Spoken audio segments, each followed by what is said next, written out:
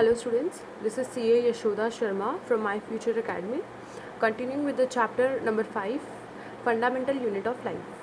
अभी तक हमने देखा था सेल, बेसिकली कि सेल में क्या क्या पार्ट्स होते हैं, cell membrane, cytoplasm, nucleus, cell wall and other cell organelles. Cell wall हमने देखा था कि जो सेल वॉल है वो खाली प्लांट्स सेल में होता है, जो कि उनको रिजिडिटी प्रोवाइड करता है, सेल्यूलोज से बना होता है. और एक और काम होता है सेल वॉल का कि जो वाटर लॉस को प्रिवेंट करता है, कि अगर इतना ज़्यादा वाटर स्टोर हो रहा है सेल में तो वो स्वेलअप हो जाएगा, पर सेल वॉल की वजह से जो वाटर है वो बर्स्ट नहीं होता, सेल को बर्स्ट नहीं करता. ठीक है, ये हमने कल देख लिया था. आज हम देखेंगे सेल ऑर्गेनल्स, कितने टाइप्स के सेल ऑर्गेनल्स हैं, उनको डिटेल में पढ़ेंगे कि सारे सेल ऑर्गेनल्स का इंडिविजुअली क्या क्या काम है और किस तरीके से सारे सेल ऑर्गेनल्स एक दूसरे से रिलेटेड होते हैं. पहले हम उनकी पोजीशनिंग देखते हैं. First is endoplasmic reticulum. यहाँ पे डायग्राम बना हुआ है, देखो डायग्राम के अंदर मैंने फर्स्ट लिखा है for a reference. Endoplasmic reticulum यहाँ पर इस तरीके का होता है. नेक्स्ट गोल्गी एपरेटस, ये जो पैरेलल सी लाइन दिख रही है वो है Golgi apparatus. Lysosomes, dotted structure है. माइटोकॉन्ड्रिया, बहुत इंपॉर्टेंट है माइटोकॉन्ड्रिया, क्या फंक्शन है हम उसका देखेंगे. फिर है प्लास्टिड्स. अगेन जिस तरीके से जो सेल वॉल है वो खाली प्लांट्स में होता है, वैसे ही प्लास्टिड्स भी प्लांट्स में ही अवेलेबल होते हैं, और उनका क्या फंक्शन होता है वो हम जब प्लास्टिड्स करेंगे तब देखेंगे. एंड वैक्यूल्स, सारी चीज़ें प्लांट्स एंड एनिमल्स दोनों में होगी, खाली जो प्लास्टिड्स है वो हमें प्लांट्स में मिलेंगे. ठीक है, coming to number 1, endoplasmic reticulum. Students, description में सारे नोट्स के PDF है, तो जिनके पास भी अगर नोट्स नहीं आ रहे हैं, तो अगर वो ग्रुप में नहीं है तो डिस्क्रिप्शन में से जाके वो डाउनलोड कर सकते हैं. ठीक है, सो एंडोप्लाज्मिक रेटिकुलम को हम एक मैन्युफैक्चरर की तरह देखेंगे. यहाँ पे मैंने ब्रैकेट में लिखा है मैन्युफैक्चरर. ठीक है, मैन्युफैक्चरर का बेसिकली क्या काम होता है, चीज़ों को मैन्युफैक्चर करना. तो यहाँ पे जो एंडोप्लाज्मिक रेटिकुलम है वो प्रोटीन्स एंड लिपिड्स का मैन्युफैक्चरिंग करेगा. ठीक है, किस तरीके से देखते हैं और ये होता क्या है. Large network of membrane bound tubes and sheets, हमने यहाँ पर देखा था इसके डायग्राम में. ये देखो नंबर 1, ये किस तरीके से बना हुआ है, पहले इसका डिस्क्रिप्शन दिया है कि लार्ज नेटवर्क ऑफ मेम्ब्रेन, बहुत सारी मेम्ब्रेन की नेटवर्क है और ट्यूब से ये बना हुआ है. ठीक है, एंडोप्लाज्मिक रेटिकुलम दो टाइप के होते हैं, एक रफ एंडोप्लाज्मिक रेटिकुलम एंड एक smooth endoplasmic reticulum. Rough endoplasmic reticulum, क्यों रफ एंडोप्लाज्मिक रेटिकुलम को रफ बोला है, क्योंकि ये जो एंडोप्लाज्मिक रेटिकुलम है उसमें डॉटेड छोटे डॉटेड ग्रैनुअल्स होते हैं जो कि होते हैं ribosomes. Rough endoplasmic reticulum, its surface have granules of ribosomes. अब क्योंकि उसके सरफेस पे बहुत सारे राइबोसोम्स होते हैं इसीलिए वो रफ़ हो जाता है, इसलिए उसको रफ एंडोप्लाज्मिक रेटिकुलम कहा है. और स्मूथ में ऐसा कुछ नहीं है, इसीलिए अब उसको स्मूथ कहा गया. रफ एंडोप्लाज्मिक रेटिकुलम सिंथेसाइज करता है, सिंथेसाइज मतलब प्रोडक्शन, मैन्युफैक्चर करता है protein. Smooth endoplasmic reticulum manufacture करता है लिपिड्स, दैट इज़ फैट. तो यहाँ पे हमने पहले ही देखा था कि जो एंडोप्लाज्मिक रेटिकुलम है उसका मेन फंक्शन है मैन्युफैक्चरिंग. तो वो क्या मैन्युफैक्चर कर रहा है, rough is manufacturing protein and smooth is manufacturing lipids. ठीक है, ये हमने बेसिकली दोनों रफ और स्मूथ, रफ इसको बोला जाता है RER और स्मूथ एंडोप्लाज्मिक को बोला जाता है SER. ठीक है, coming to their function as a whole. अब पूरा एक एंडोप्लाज्मिक रेटिकुलम का क्या फंक्शन होता है, फॉर्मेशन ऑफ सेल मेम्ब्रेन. हमने जब चैप्टर स्टार्ट किया था तब हमने पढ़ना शुरू किया था सेल मेम्ब्रेन, जो बाहर की कवरिंग होती है उसको बोलते हैं cell membrane.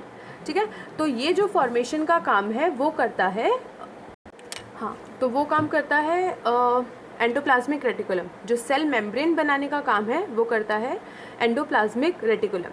Second, act as a enzymes and hormones. हमारे बॉडी में काफ़ी सारे एंजाइम्स होते हैं जिनका अलग अलग फंक्शन होता है. एंजाइम्स का बेसिकली काम क्या होता है, डाइजेशन में. ठीक है, तो some of the proteins and lipids also act as the enzymes and hormones. Third, smooth endoplasmic reticulum helps to deoxifying many poisons and drugs in living cell. अब ये स्मूथ एंडोप्लाज्मिक का एक स्पेसिफिक फंक्शन और है कि जो vertebrates है, vertebrates मतलब जिनके वर्टिब्रल कॉलम होती है, जो रीढ़ की हड्डी, जैसे हम एनिमल्स, ह्यूमन बींग्स, जो भी एडवांस्ड ह्यूमन बींग्स है, एडवांस्ड हो चुके हैं, तो जिनके स्पाइन होती है उनको बोलते हैं वर्टिब्रेट्स, जिनके वर्टिब्रल कॉलम होती है। तो जिनके वर्टिब्रल कॉलम होती है उनमें स्मूथ एंडोप्लाज्मिक रेटिकुलम डीऑक्सीफाई करता है पॉइजन और ड्रग्स को, मतलब जो ये अल्कोहल और जो बहुत ही टॉक्सिक चीज़ें अंदर लेते हैं तो उनके लीवर को वो बहुत हार्म करता है। पर स्मूथ एंडोप्लाज्मिक रेटिकुलम जो लीवर में प्रेजेंट होता है वो सारा डीऑक्सीफाई करता है, ये जो पॉइजन और ड्रग्स है उसको हटाने का काम करता है। ठीक है, तो अब क्वेश्चन अराइज होता है कि अगर लिवर में स्मूथ एंडोप्लाज्मिक रेटिकुलम है तो किसी की भी बॉडी को हार्म क्यों नहीं होता इतने पॉइजन की वजह से? क्योंकि भाई बॉडी की एक लिमिट होती है, सेल्स की एक लिमिट होती है, कब तक सेल्स फाइट करेंगे। जैसे ही स्मूथ एंडोप्लाज्मिक रेटिकुलम की फाइट करने की कैपेसिटी कम होती जाती है, जो पॉइजन्स और ड्रग्स होते हैं वो हमारे लीवर पे हार्म करते जाते हैं। ठीक है, तो एक लिमिट तक SCR हमें हेल्प करता है, पर एक लिमिट के बाद फिर SCR भी उसको फाइट नहीं कर पाता।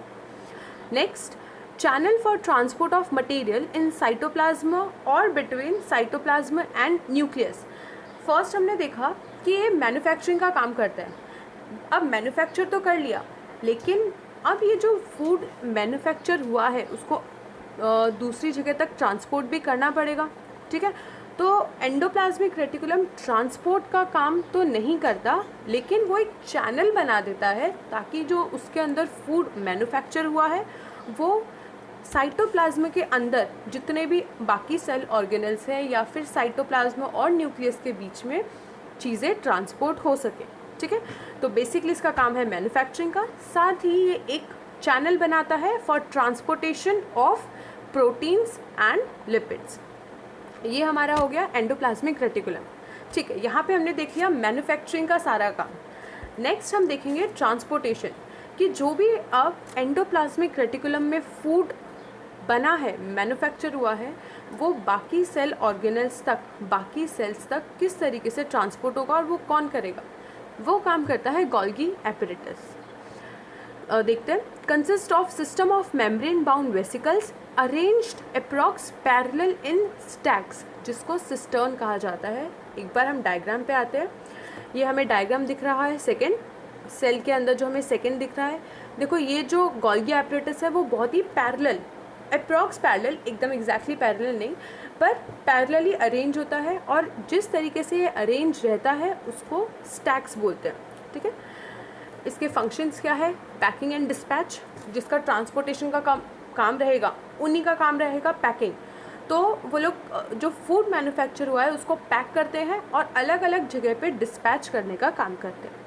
Second, simple sugar into complex sugar. Golgi apparatus जो सिंपल शुगर होता है उसको कॉम्प्लेक्स शुगर में भी कन्वर्ट करते हैं, जहाँ पर अब इनका पैकिंग का काम है, डिस्पैचिंग का काम है। तो जहाँ पर अभी सपोज कॉम्प्लेक्स शुगर की नीड है तो गोल्गी एपरेटस क्या करेगा? सिंपल शुगर को कॉम्प्लेक्स शुगर में कन्वर्ट करेगा और जहाँ पर कॉम्प्लेक्स शुगर की नीड है वहाँ तक उसको ट्रांसपोर्ट करेगा। Coming to third is lysosomes formation. अभी हमने लाइजोसोम्स नहीं पढ़ा है कि व्हाट इज़ लाइजोसोम्स, पर lysosomes is again another very important cell organelles. तो लाइजोसोम के फॉर्मेशन में हमारा ये गोल्गी एपरेटस हेल्प करता है। हमने देख लिया मैन्युफैक्चरिंग का काम, देख लिया ट्रांसपोर्टेशन का काम, देख लिया। Coming to next is lysosomes, जो कौन हेल्प करता है जिसको बनाने में? Golgi apparatus. लाइजोसोम्स एक सेल ऑर्गेनल में डिफरेंट ही स्ट्रक्चर है। लाइजोसोम्स को सुसाइड बैग भी बोला जाता है। क्या होता है lysosomes? Membrane bound filled with digestive enzymes. एक मेम्ब्रेन बाउंड स्ट्रक्चर है, हम वापस से देखेंगे।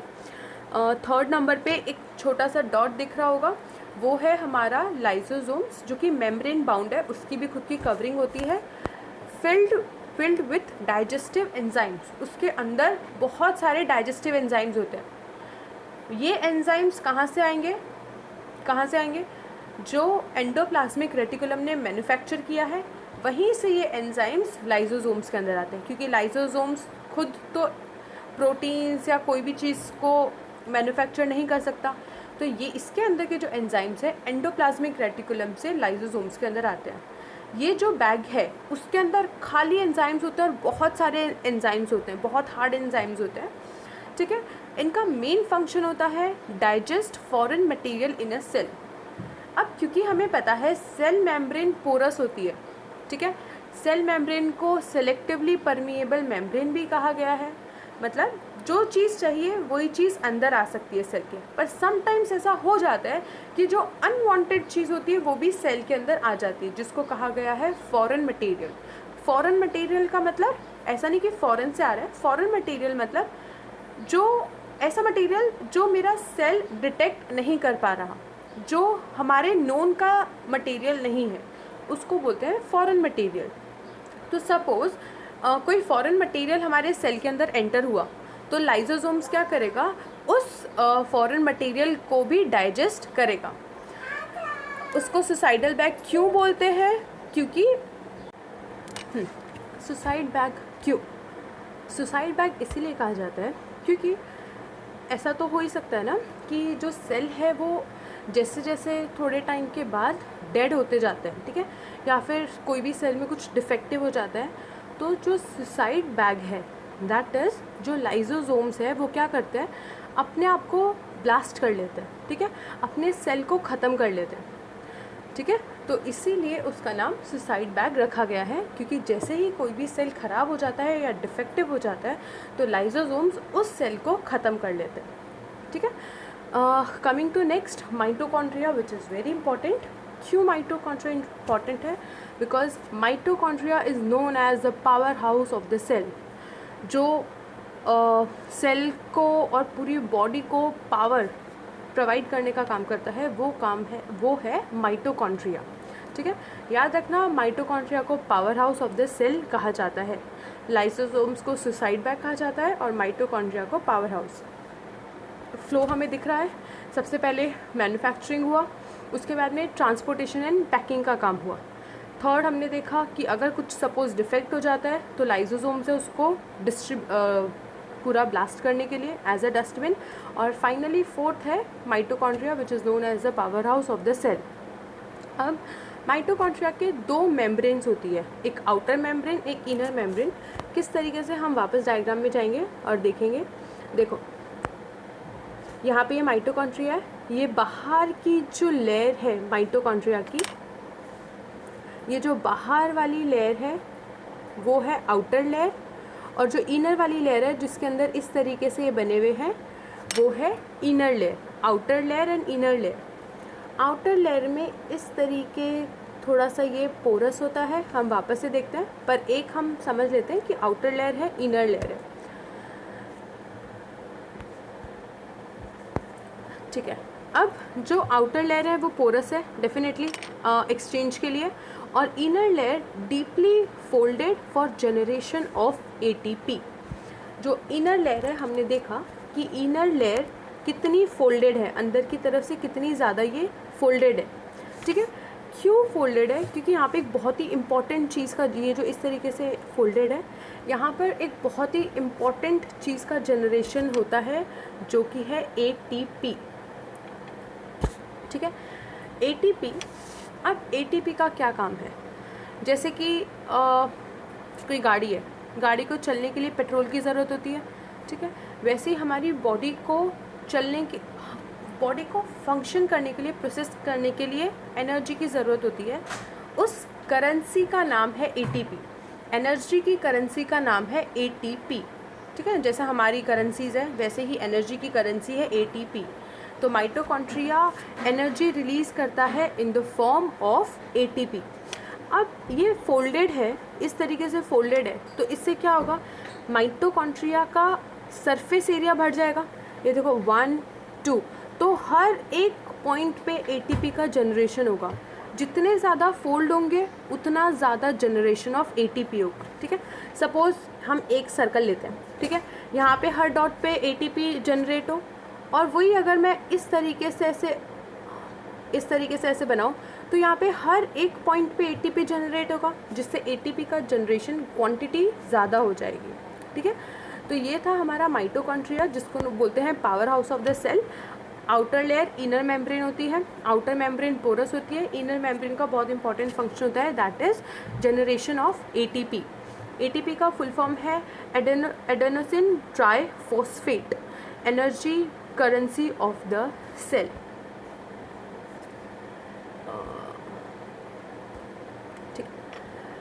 Mitochondria have its own DNA and ribosomes and can make their own protein. Mitochondria के पास खुद के राइबोसोम्स होते हैं और DNA होता है। तो हमने देखा था फर्स्ट एंडोप्लाज्मिक रेटिकुलम में कि जो राइबोसोम्स होते हैं वो क्या करते हैं, प्रोटीन सिंथेसिस का काम करते हैं। अब क्योंकि माइटोकॉन्ड्रिया के पास खुद के राइबोसोम्स है तो वो भी प्रोटीन सिंथेसिस करता है, उसके पास खुद का प्रोटीन होता है, ठीक है। Coming to next is plastids, जो कि खाली प्लांट सेल में होते हैं। प्लास्टिड्स का काम होता है कलर प्रोवाइड करना, ठीक है। तो जो प्लास्टिड्स है यहाँ पर भी DNA और राइबोसोम्स, जैसे माइटोकॉन्ड्रिया के पास खुद के DNA और राइबोसोम्स होते हैं, उसी तरीके से प्लास्टिड्स के पास भी खुद के DNA और राइबोसोम्स होते हैं। Plastids is divided into two, chromoplast and leucoplast. जो ल्यूकोप्लास्ट है, ल्यूको मतलब कलरलेस, ल्यूको मतलब वाइट, वाइट बोलो या कलरलेस बोलो, क्रोमोप्लास्ट मतलब कलर्ड, ठीक है। तो सबसे पहले हम देखते हैं ल्यूकोप्लास्ट। ल्यूकोप्लास्ट वाइट या फिर कलरलेस हो सकता है। इसका फंक्शन है for the storage of starch, oil, protein etcetera. Leucoplast का एक ही फंक्शन है कि वो स्टोरेज का काम करता है, और क्या स्टोर करता है, starch, oil and protein. Coming to chromoplast, chromoplast भी अब फर्दर डिवाइडेड है। जो एक पार्ट है क्रोमोप्लास्ट का वो है जिसके अंदर क्लोरोफिल प्रेजेंट होता है। अब वो क्रोमोप्लास्ट जिसके अंदर क्लोरोफिल प्रेजेंट होता है उसको बोलते हैं क्लोरोप्लास्ट। कंफ्यूज मत होना, जो मेन है वो है क्रोमोप्लास्ट, CHROMO, ठीक है।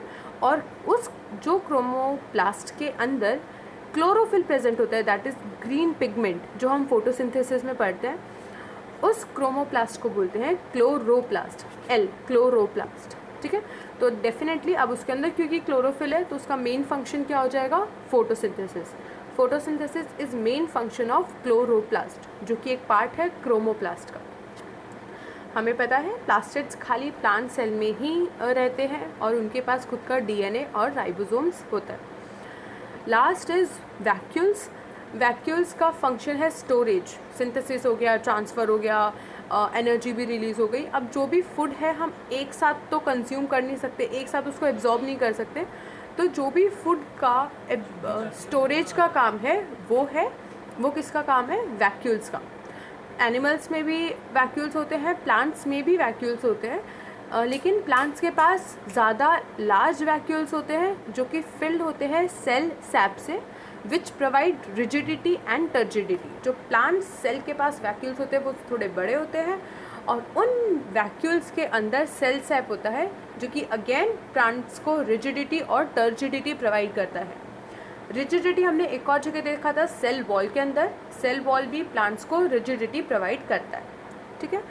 बाकी जो वैक्यूल्स है जो उनका मेन फंक्शन है दैट इज़ स्टोरेज। तो क्या क्या वो स्टोर करते हैं, storage of amino acids, sugars and proteins and etcetera. जो भी चीज़ें सिंथेसाइज हो रही है, जो भी लेफ्ट ओवर चीज़ें वो सारी की सारी वैक्यूल्स के अंदर जाके स्टोर हो जाती है।